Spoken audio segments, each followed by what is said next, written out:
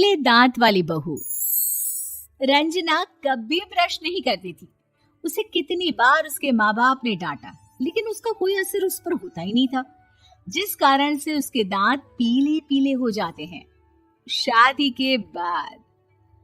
अरे बहू, वैसे तो तुझ में कोई कमी नहीं है, पर तेरे दांत इतने पीले कैसे हैं बेटा? कैसे मतलब? कोई सर्जरी थोड़ी ना कराई है। वो तो क्या नाम, मैं ब्रश नहीं करती थी तो पीले हो गए। अब क्या करूं? आप कहें तो लाल करवा लूं या फिर काले? यार ये क्या है, क्यों माँ से लड़ रही हो? लड़ रही हूँ? अरे मैं लड़ रही हूँ या ये बोल रही है कि दांत पीले हैं, पीले। अरे तपस्या थोड़ी ना की है इन्हें पीले करने के लिए। बकायदा ब्रश नहीं किया है 20 साल तक, तब जाकर। छी, कैसी बात कर रही हो? ये उस वक्त तो पीले नहीं थे जब हम लोग तुम्हें देखने आए थे। अरे तब साफ करवा लिया होगा डेंटिस्ट के पास जाकर। अब देखो कैसे पीले पीले लग रहे हैं।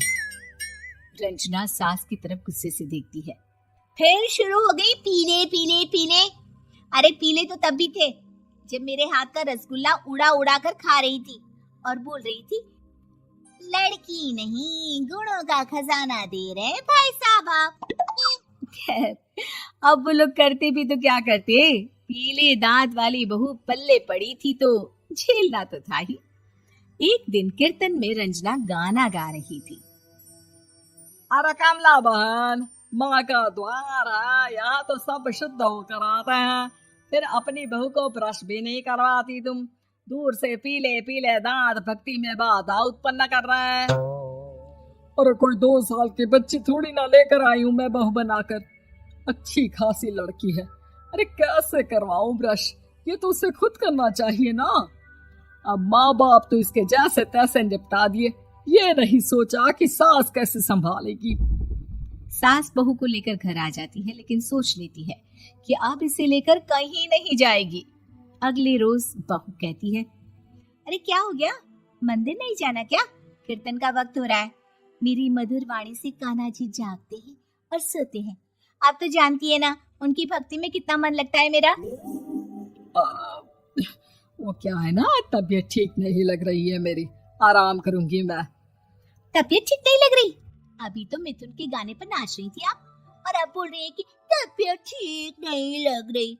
अरे भक्ति में मन लगा लो सासू माँ, ऊपर जाना है, क्या मुंह दिखाओगी आप? हाँ? सास को बहू की बात पर गुस्सा आ जाता है।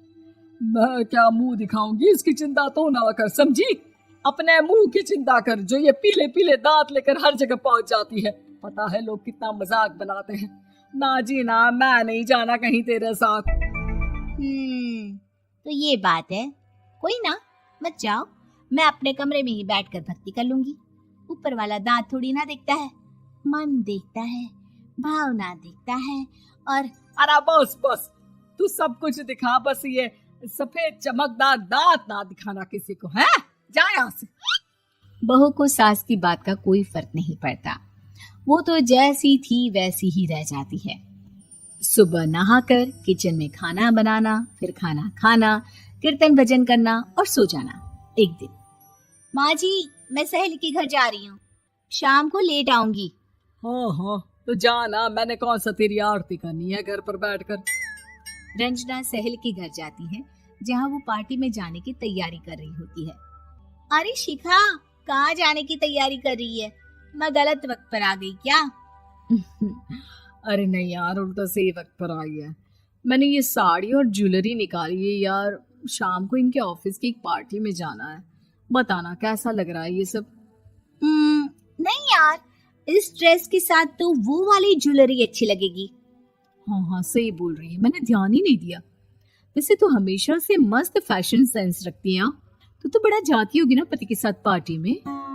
रंजना कुछ नहीं बोलती, बस सोचती है कि यार काश ये बात सही हो जाती, पर मैं क्यों नहीं जाती पार्टी में?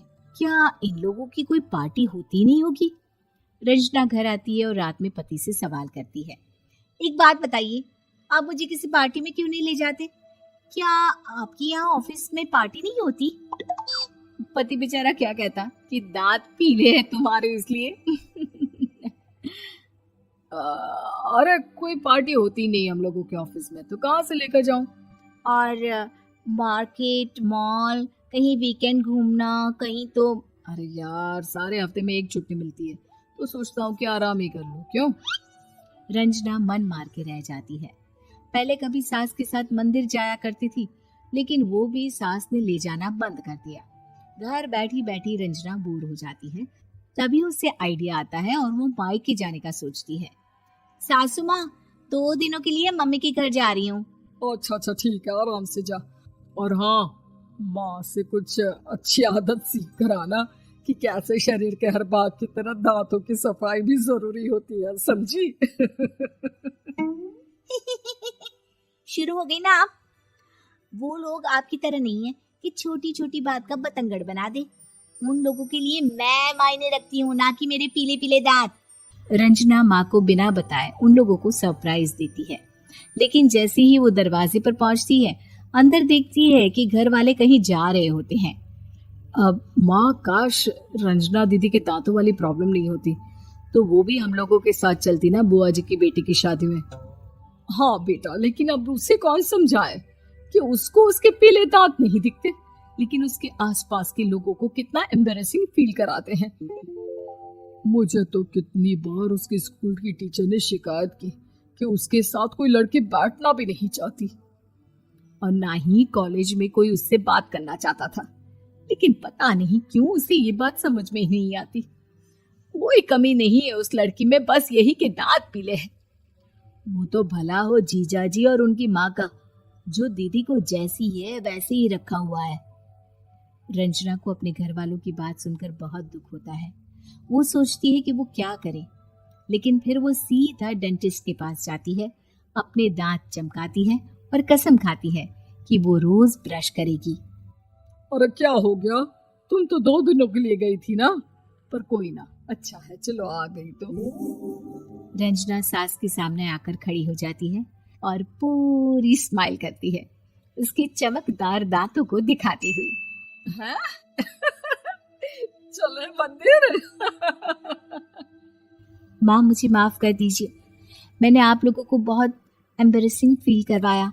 मैं आज से रोज ब्रश करूंगी।